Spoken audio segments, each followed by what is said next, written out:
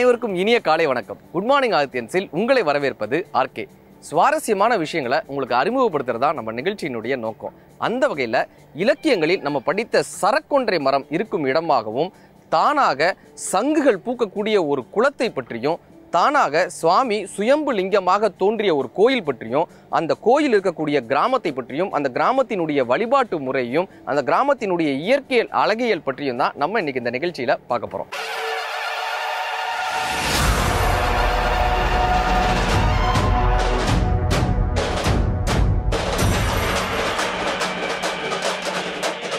பொதுவாக பெரிய கோயில்கள் இருக்கிற இடத்துல கிராம தேவதைகளின் வழிபாடை பார்க்குறது ரொம்ப அரிதுங்க. கிராம தேவதைகளின் வழிபாடு இருக்கிற இடத்துல பெரிய தேவதைகளின், அதாவது பெரிய கடவுள்களின் வழிபாடை பார்க்குறது ரொம்ப அரிது. ஆனால் இங்கே பெரிய சிவாலயத்திற்கு பக்கத்தில் கிராம தேவதைகளை பிரதிஷ்டை பண்ணி இந்த வழிபாடும் இங்கே சிறப்பாக நடைபெற்றிருக்கு. ஒரு காலத்தில் இந்த கிராமத்தில் இருக்கக்கூடிய கன்னி பெண்களுக்கு திருமணம் ஆகாமல் திருமண தடை இருந்துகிட்டே இருந்ததாகவும், பல கன்னி பெண்கள் திருமணம் ஆகாமலே இருந்த காரணத்தினால அந்த திருமண தடை நீங்குவதற்காக சப்த கன்னியர்களை இங்கு பிரதிஷ்டை செய்து இந்த கிராமத்தினர் வழிபட்டு வந்ததாக கூறப்படுதுங்க. அப்படி சப்த கன்னியர்களாகிய பிராமி, மகேஸ்வரி, கௌமாரி, வைஷ்ணவி, இந்திராணி, வராகி, சாமுண்டீஸ்வரின்னு சொல்லப்படுகிற இந்த 7 சப்த கன்னியர்களை இங்க பிரதிஷ்டை பண்ணியிருக்காங்க. இந்த சப்த கன்னியர்களை 7 வெள்ளிக்கிழமைகள் விளக்கு வச்சு வழிபட்டு வரக்கூடிய அத்தனை கன்னி பெண்களுக்கும் தொடர்ந்து திருமணம் நடந்து வருதுன்னு இந்த கிராமத்தில் இருக்கக்கூடிய பெரியோர்கள் சொல்றாங்க.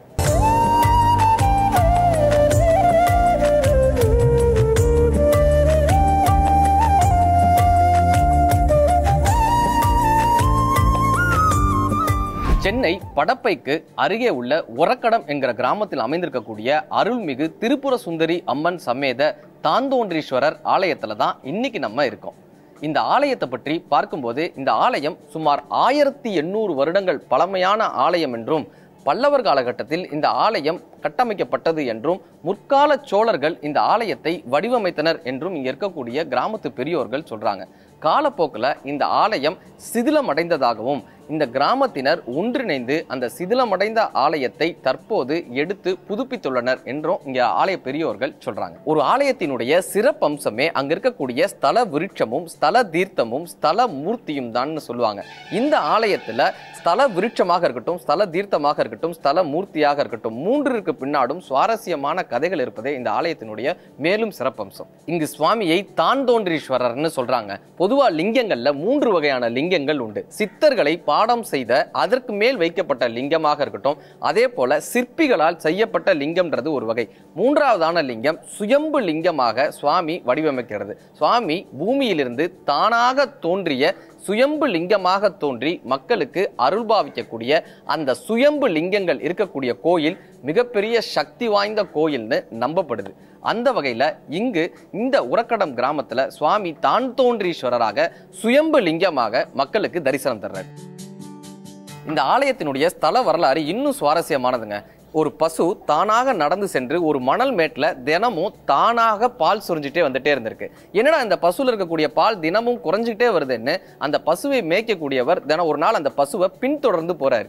அந்த பசு தானாக நடந்து சென்று ஒரு மணல் மேட்டில் அந்த பாலை பூரா சொரியுது.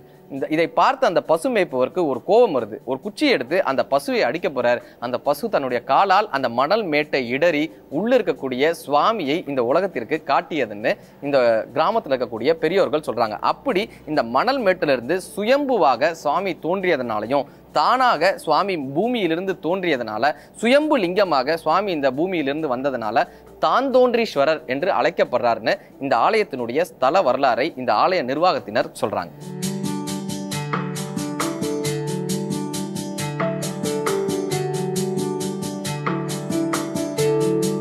இந்த ஆலயத்தினுடைய ஸ்தல தீர்த்தமாக சங்கு குளம் பார்க்கப்படுதுங்க. இந்த குளத்திலிருந்து சுமார் 600-700 வருடங்களுக்கு முன்பு வரை இந்த குளத்திலிருந்து தானாக சங்குகள் தோன்றும் என்றும், அந்த சங்குகளை கொன்றே சுவாமிக்கு அபிஷேகம் செய்வாங்கன்னு இங்க ஆலயத்தில் இருக்கக்கூடிய பெரியவங்க சொல்றாங்க. இன்றைக்கும் இந்த குளத்துல 48 நாட்கள் தொடர்ந்து குளிச்சுட்டு வர்றவங்களுக்கு சரும நோய்கள் நீங்கும்னு இந்த கிராமத்து மக்கள் நம்புறாங்க. இந்த குளத்திலிருந்து பூத்த தாமரை மலர்களை கொண்டு திருமால் சுவாமியை பூஜித்த காரணத்தினாலதான் இந்த கோயில்ல லிங்கோத்பவர் சிலைக்கு பதிலாக திருமாலின் சிலை பிரதிஷ்டை செய்யப்பட்டிருக்குன்னு இங்க இருக்கக்கூடிய பெரியவங்க சொல்றாங்க.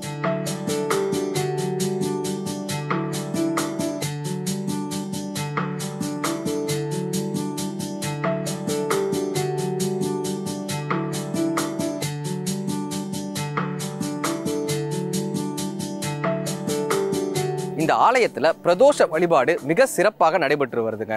தொடர்ந்து 7 பிரதோஷங்கள் இந்த ஆலயத்தில் கலந்து கொள்பவர்களுக்கு அவங்க வீட்டில் இருக்கக்கூடிய சிக்கல்கள் நீங்கி வீட்டில் மகிழ்ச்சி பெருகுதுன்னு இந்த ஆலய நிர்வாகத்தினர் சொல்றாங்க.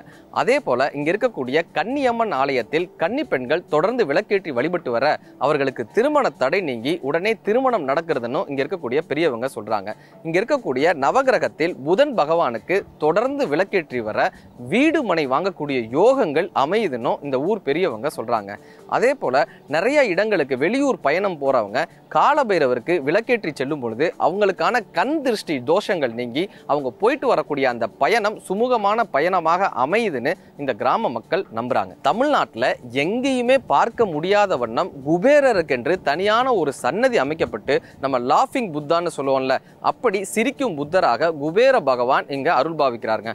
அந்த குபேர பகவானை தொடர்ந்து வழிபட்டு வர செல்வ செழிப்போடு கடன் தொல்லை நீங்கி மக்கள் மகிழ்ச்சியாக வாழ்றாங்கன்னு இந்த கிராமத்தில் இருக்கக்கூடிய பெரியவங்க சொல்றாங்க. இந்த அற்புதமான சரக்கொன்றை மலர்கள் பூக்கக்கூடிய ஆலயமாகவும் சங்குகள் தானாய் தோன்றிய குளங்களை உடைய இந்த ஆலயமாகவும் சுவாமி சுயம்பு லிங்கமாக தோன்றிய இந்த தான்தோன்றி ஈஸ்வரர் ஆலயம் சென்னை படப்பைக்கு அருகே உள்ள உரக்கடம் என்ற கிராமத்துல தாங்க அமைஞ்சிருக்கு.